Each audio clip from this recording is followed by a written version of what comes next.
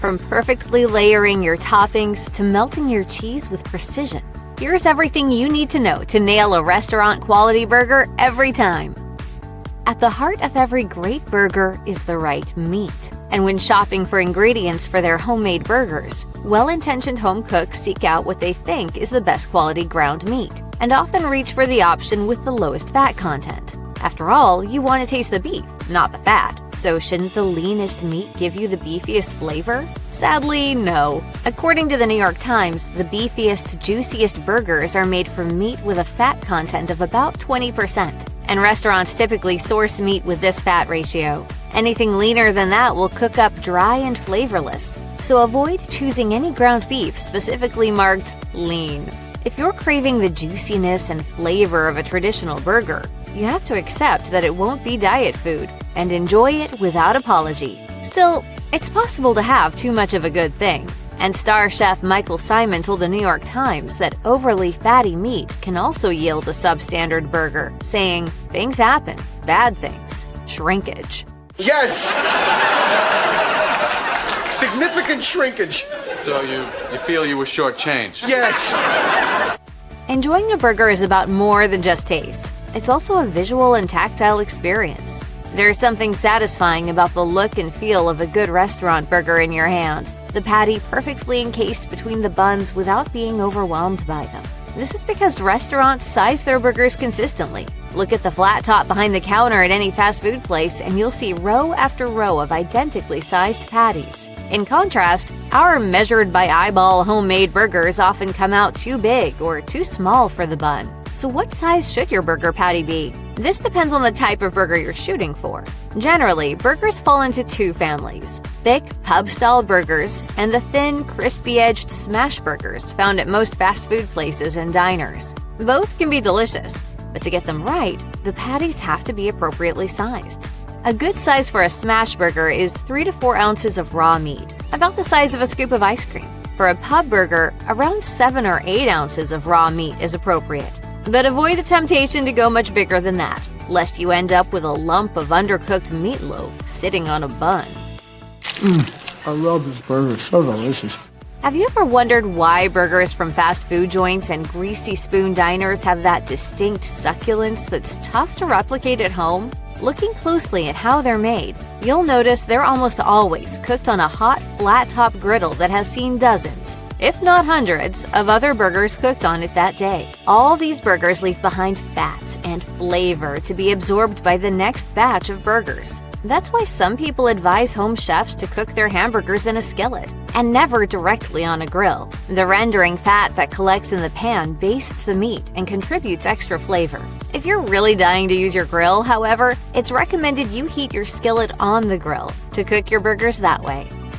Passionate home cooks are hands-on people who love playing with their food. But while a willingness to watch cooking projects closely and make any needed adjustments is laudable, there is also virtue in knowing when to stand back and do nothing. Take the case of flipping burgers. Contrary to what your parents might have told you, flipping burgers on a professional level actually requires some skill. While some well-meaning home cooks flip their burgers compulsively, either out of a fear of burning them or the need to feel like they're doing something, pros know that giving their burgers a period of contact time with the griddle yields the tastiest results. As celebrity chef Bobby Flay explained to Today, you should leave your burger undisturbed in your pan or griddle for at least 3 minutes so it develops a flavorful crust. Do not even start flipping the burger until a crust has formed, or the meat will fall apart and you will lose that perfect round shape. Thus, your burgers should only be flipped once. In busy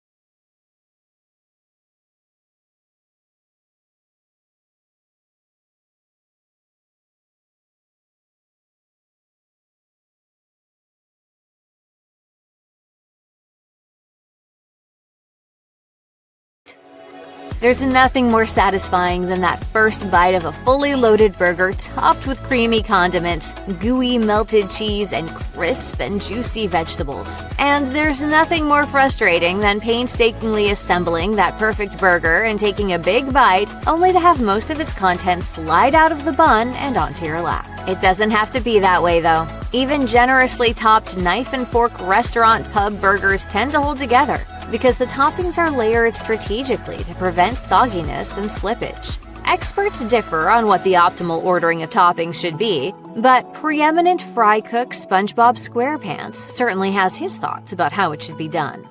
First bun, then patty, followed by ketchup, mustard, pickles, extra onions, lettuce, cheese, tomatoes, and bun, in that order.